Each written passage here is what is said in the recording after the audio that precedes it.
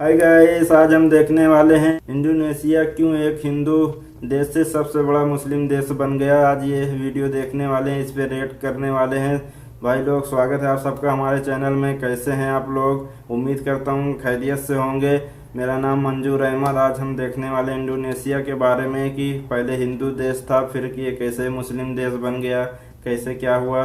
चलो फिर देखते हैं, फिर इसके बारे में बाद में बात करते हैं। भाई लोग, वीडियो अच्छी लगे तो कमेंट एंड लाइक ज़रूर कर देना, और हमारे चैनल पे आए हैं तो भाई लोग चैनल ज़रूर सब्सक्राइब कर देना और बेल आइकन ज़रूर प्रेस कर देना, जिसमें हमारे आने वाली वीडियो की नोटिफिकेशन आपके मोबाइल पे पहले से पहले पहुँचे।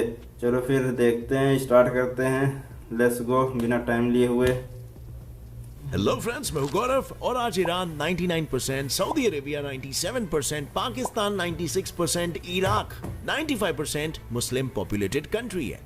फिर भी इंडोनेशिया, जिसकी मुस्लिम पॉपुलेशन सिर्फ 87.7% है, आज भी वो दुनिया की सबसे लार्जेस्ट मुस्लिम पॉपुलेटेड कंट्री है। वेल, ऐसा इसीलिए क्योंकि वर्ल्ड पॉपुलेशन सर्वे रैंकिंग के मुताबिक जहां ईरान 4.60%, पाकिस्तान 11.10%, सऊदी अरेबिया 1.6% और इराक में 1.9% वर्ल्ड की मुस्लिम पॉपुलेशन है, वहीं इन सब को पीछे छोड़ इंडोनेशिया इस गिनती में 12.7% से आगे है। पर अगर इतिहास के पन्नों में हम थोड़ी सी नजर डालें तो ये पता चलता है कि इंडोनेशिया 14th सेंचुरी तक हिंदुइज्म और बुद्धिज्म को फॉलो करता था। तो आखिर ऐसा क्या हो गया कि इंडोनेशिया 16th सेंचुरी आते आते हिंदुइज्म और बुद्धिज्म के साए से निकलकर इस्लाम को मानने लगा? क्या इसके पीछे भी अरब देशों की कोई पॉलिटिकल स्ट्रैटेजी है, रिलीजियस एक्सपेंशन को लेके, या फिर ईरान की तरह उसे जीतकर वहां इस्लाम फैलाया गया, या फिर इराक की तरह अरब इमिग्रेंट्स ने सिटीज एस्टैब्लिश की? वेल, इंडोनेशिया की स्टोरी कंप्लीटली यूनिक है क्योंकि ऐसा कुछ भी नहीं हुआ। तो फिर आखिर वहां पे क्या हुआ? वेल, चलिए जानते हैं इन सारे सवालों के जवाब आज के इस वीडियो में, जिसका टाइटल है how Indonesia became world's most populated Muslim country. जैसे कि मैंने आपको पहले ही कहा, इंडोनेशिया में इस्लाम के आने के पहले वहां मेजॉरिटी हिंदूज और बुद्धिस्ट रहते थे, और आज यहीं पर हिंदुइज्म फॉलोअर्स मेजॉरिटी से माइनॉरिटी बन गए हैं। महज 1.7% की गिनती पर आकर मानो उनकी तादाद नहीं बढ़ रही है। और अगर बात करें बुद्धिज्म की, तो इसकी संख्या तो और भी कम है, 1.2% तक ही ये सीमित है। सो आखिर ऐसा क्या हुआ? अब हिंदुइज्म और बुद्धिज्म की अगर हम बात करें तो इन दोनों में सबसे पहले वहां पर पहुंचा था बुद्धिज्म। हमारे ही भारत से बुद्धिस्ट 100 AD से 200 AD में वहां पर पहुंचे, और इन्होंने अपने शिष्यों के साथ बुद्धिज्म को इंडोनेशिया में 7th सेंचुरी तक जोरों शोरों से फैलाया। इन्हीं फॉलोअर्स में से एक थे राजा श्रीविजय, जिनका राज्य बुद्धिज्म को फैलाने का एक अहम सेंटर बन गया। लेकिन ये राजा और इनका राज्य बुद्धिज्म स्प्रेड करने वाला अकेला राज्य नहीं था। 750 AD में आया शैलेंद्र डायनेस्टी, जो इंडोनेशिया के जावा में उभरा था, और उसके राजा शैलेंद्र भी बुद्धिज्म को फॉलो करते थे। और इन्हीं सब राजाओं के छत्र छाया में बुद्धिज्म को अगले 250 इयर्स तक फूलने और फलने का काफी स्पेस मिला। पर फिर समय ने करवट बदली और 1025 AD आते आते भारत के भूमि पर उभर कर आया एक नया राजा, जिसने अपने साम्राज्य को फैलाने के बीच आने वाली समुद्र जैसी बाधा को भी खत्म कर दिया। जी हाँ, the Chola emperor Rajendra one ने इतिहास को बदलते हुए नौसेना का निर्माण किया, जो समुद्र पार के साम्राज्य पर भी आक्रमण करने की शक्ति रखता था। और ऐसा ही कर उसने पालमबांग को जब्त कर श्री विजया एम्पायर पर हमला कर 14 पोर्ट्स पर अपनी जीत का परचम लहरा दिया, जिसके बाद 13th सेंचुरी से 16th सेंचुरी तक उन्होंने वहां पर राज किया, जिनके राज्य में पति के चिता के साथ पत्नी को सती करने की भी प्रथा चली आ रही थी। इन्हीं सब प्रथाओं और रिवाजों के साथ इंडोनेशिया के लोग अपनी जिंदगी काट रहे थे, और जिंदगी काफी आम चल रही थी। पर इनकी आम जिंदगी में तूफान लेकर आए वो लोग, जिनका सपना इस्लाम के परचम को पूरे दुनिया में लहराते हुए देखना था। लेकिन आखिर कौन थे ये लोग? इस बात को जानने के लिए हमें समय में थोड़ा पीछे झांकना पड़ेगा। दरअसल हुआ कुछ ऐसा था कि 7th सेंचुरी में इस्लाम अरब जैसे कंट्रीज में जन्म ले चुका था, और 8th सेंचुरी आते आते उनके फॉलोअर्स उनके टीचिंग्स को पूरे वर्ल्ड में फैलाने के लिए निकल पड़े थे। Because Islam was a missionary religion, और मिशनरी रिलीजियंस जिसमें क्रिश्चियनिटी भी इंक्लूडेड है, उनका मिशन होता है कि हमारे रिलीजन को हम दुनिया में फैलाएं। लेकिन अरब भले ही इस्लाम को जन्म देने वाला देश ही क्यों ना हो, पर यह जानकर आपको हैरानी होगी कि इंडोनेशिया में सबसे पहले इस्लाम को अरब्स ने नहीं, किसी दूसरे इस्लामिक देश या इवन किसी दूसरे इस्लामिक देश ने नहीं, बल्कि हमारे हिंदुस्तान ने पहुंचाया था। जी हाँ, बिल्कुल आपने सही सुना, हिंदुस्तान का गुजरात सदियों से अपने व्यापार के लिए ही जाना जाता है, और इसी गुजरात से वो मुस्लिम ट्रेडर्स जो अरब देशों से आए थे वो इंडोनेशिया के सुमत्रा आइलैंड, जावा और कलिमंतन में पहुंचे, जिसके बाद 15 सेंचुरी आते आते इस्लाम रिलीजियन वहां पर काफी फल फूलने लगा। मतलब ट्रेडिंग तो भरपूर ये लोग कर ही रहे थे, पर उसके साथ साथ ही इंडोनेशिया में इस्लाम भी बढ़ रहा था। लेकिन इनका कारवान यहीं पर नहीं रुका। एक जाल की तरह ये वहां के किंगडम्स जैसे कि गोवा सल्तनत जो सुलावेसी में था, टर्नेट एंड टिडोर जो नॉर्दर्न पार्ट मलुका में था, और लोम्बोक के ईस्ट पार्ट तक भी एक्सपैंड होते चला गया। इसके अलावा इंडोनेशिया के बंजरमासिन, पालमबैंग, मिनांगकबाउ, पसाई और परलाख तक भी अपने रिलीजियस नेटवर्क को एक्सपैंड किया। अब फ्रेंड्स, आगे बढ़ने से पहले मैं आपको एक इंटरेस्टिंग ट्रेडिंग प्लेटफॉर्म के बारे में बताऊंगा। आपका नाम है बाइनोमो और इसमें आप अलग अलग एसेट्स में ट्रेड कर सकते हो, जैसे कि गूगल, एप्पल, गोल्ड और फॉरेन करेंसीज जैसे कि यूएस डॉलर्स और यूरोस वगैरह में भी आपको 90% तक का प्रॉफिट मिल सकता है। इस ऐप में आपको कोई भी एसेट चुनना है और फोरकास्ट करना है कि उसकी वैल्यू बढ़ेगी या फिर घटेगी। देखिए, मैं आपको एक एग्जांपल के साथ बताता हूं। जैसे मैं यहाँ पे 700 रुपए में ट्रेड अप करता हूँ कि इस एसेट की वैल्यू बढ़ेगी, और अब हमें थोड़ा सा रुकना होगा। एंड यस, मेरा फोरकास्ट सही निकला। अब ये अमाउंट आप अपने बैंक अकाउंट या पेटीएम में इजीली 24 आवर्स के अंदर विड्रॉ कर सकते हो। इसका मिनिमम डिपॉजिट सिर्फ 350 रुपए, और अगर आप मेरा प्रोमो कोड यूज करते हो तो आपको ये डिपॉजिट में डबल मिल जाएगा। यानी कि 400 रुपए का टॉप अप करिए और आपको 800 रुपए मिल जाएंगे। सो अभी रजिस्टर कीजिए इस ऐप में, link is in the description, और 65,000 अपने ट्रेडिंग डेमो अकाउंट में पाइए, जिससे आप ट्रेडिंग स्ट्रेटेजीज और ट्रेडिंग स्किल्स को प्रैक्टिस कर सकते हो। जितना आप प्रैक्टिस करोगे उतनी आपकी ट्रेडिंग की नॉलेज और एक्सपीरियंस बढ़ेगा और अर्निंग की पॉसिबिलिटीज भी बढ़ेगी। लेकिन हाँ फ्रेंड्स, ध्यान से ट्रेड करिएगा, पूरा रिसर्च करके, क्योंकि किसी भी ट्रेड में आपका कैपिटल रिस्क में होता है। So download Binomo now, link is in the description. I am a Binomist, are you?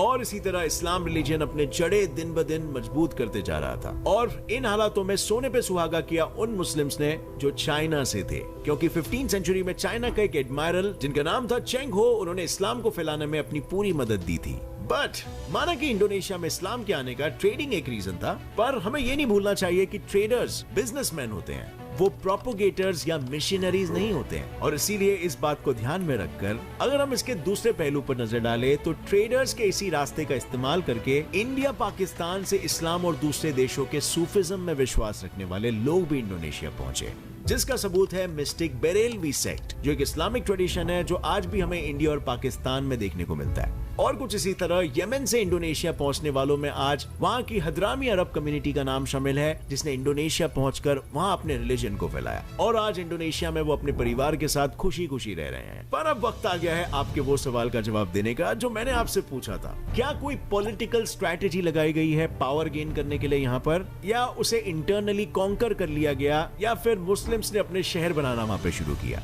और जैसे मैंने बताया, यहाँ पर ऐसा कुछ भी नहीं हुआ है, बल्कि इस्लाम के प्रोपोगेशन की सबसे बड़ी वजह यहाँ पे है इंडोनेशिया के लोगों की गरीबी, उन्हें मिलने वाले कम प्रिविलेजेस, और सबसे बड़ी चीज उन्हें ना मिलने वाली सिक्योरिटी। क्योंकि अगर वहां के लोग इस्लाम को खुद ब खुद नहीं अपनाते तो शायद वहां रहने वालों को मौत का सामना करना पड़ता। इंडोनेशिया में पहले कदम रखने वाले हिंदू और बुद्धिस्ट रूलर्स ने उन रिलीजन्स को बहुत फैलाया था, लेकिन इन रिलीजन्स ने उन लोगों के मुताबिक उन्हें गरीबी के अलावा और कुछ ज्यादा नहीं दिया, और इसीलिए वो हिंदू और बुद्धिस्ट रूलर्स को कोई ट्रिब्यूट नहीं देना चाहते, जिसके चलते उन्होंने अपने कदमों को मिडिल ईस्ट और अफ्रीका जैसे कंट्रीज के साथ अपने पॉलिटिकल रिलेशंस को बेहतर बनाने की तरफ मोड़ लिए। यही कारण था कि जब इस्लाम के प्रोपोगेटर्स वहां पर आए तो उन्हें ज्यादा मेहनत नहीं लगी, क्योंकि लोग प्रीटी मच उनसे पहले ही खुश थे, और इसी रिलीजन को उन्होंने आसानी से अपना लिया, क्योंकि इस्लाम ने उन्हें वो चीजें दी, वो प्रिविलेजेस दिए जो शायद उन्हें दूसरे रिलीजन्स को फॉलो करके नहीं मिला था। लेकिन इन सब के परे भी एक कारण था,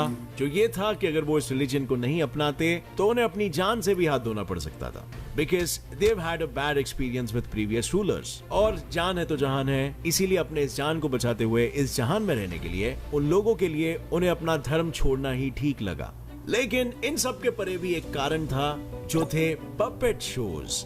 पपेट शोज इंडोनेशियन कल्चर का एक अहम हिस्सा है, और इसी का फायदा इस्लाम के प्रोपोगेटर्स ने बखूबी उठाया। तो हुआ कुछ ऐसा कि जैसे आज इंडिया में हम पपेट शो के जरिए रामायण की कहानियों को दोहराते हैं, कुछ उसी तरह का इंडोनेशिया में भी हो रहा था, जहां वो लोग रामायण के किरदारों की जगह पे सिर्फ प्रॉफिट मोहम्मद और उनके कंपेनियंस की कहानियां सुना रहे थे। और इस बदलाव का वहां के लोगों पर इतना असर हुआ कि इसने वहां इस्लाम को फैलाने में 90% रोल प्ले किया। पर इसके साथ ही कुछ लोग थे जो अपने धर्म को भी किसी भी कीमत पर छोड़ने के लिए तैयार नहीं थे, तो उन लोगों ने धर्म छोड़ने के बजाय उसी जगह को ही छोड़ दिया, और वो लोग बाली आइलैंड पर जा बसे, जहां आज भी वो लोग हैं जो हिंदुइज्म को ही फॉलो करते हैं। सो नाउ यू नो कि कैसे एक हिंदू मेजॉरिटी कंट्री एक मुस्लिम मेजॉरिटी कंट्री में तब्दील हुई।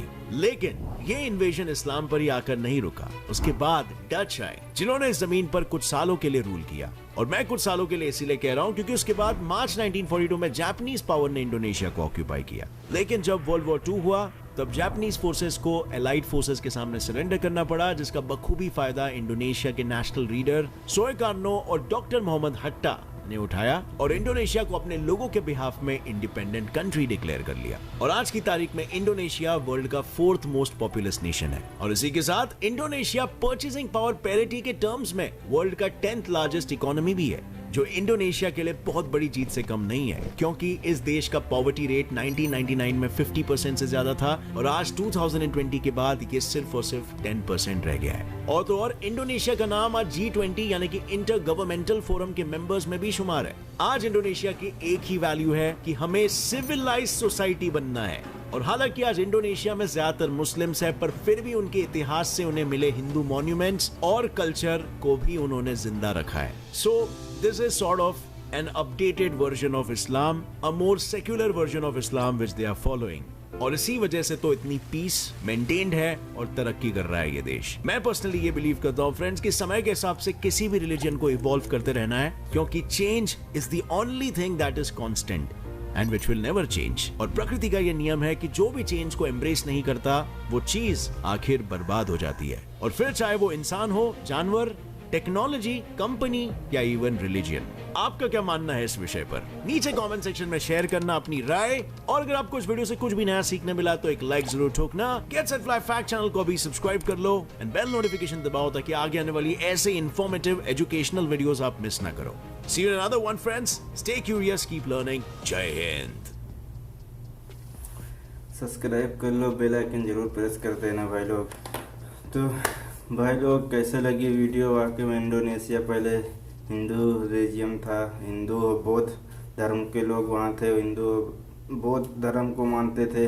फिर वहाँ हमारे इंडिया से गए कुछ मुस्लिम लोग, वहाँ हमारे मोहम्मद सल्लल्लाहु अलैहि वसल्लम के बारे में बताए कि हाँ उनका क्या किरदार है, कैसे थे। तो उनका वो सुनते सुनते वहाँ के लोग मुसलमान होते गए। आज इंडोनेशिया एक मुस्लिम कंट्री बन गई। वाकई में वो पहले हिंदू कंट्री थी, अब मुस्लिम कंट्री हो गई है। कैसी लगी वीडियो भाई लोग? कमेंट करके ज़रूर बताना। वीडियो अच्छी लगी हो तो लाइक कर देना, और हमारे चैनल पे आए तो भाई लोग चैनल ज़रूर सब्सक्राइब कर देना। ऐसे ही वीडियो बनाते रहेंगे।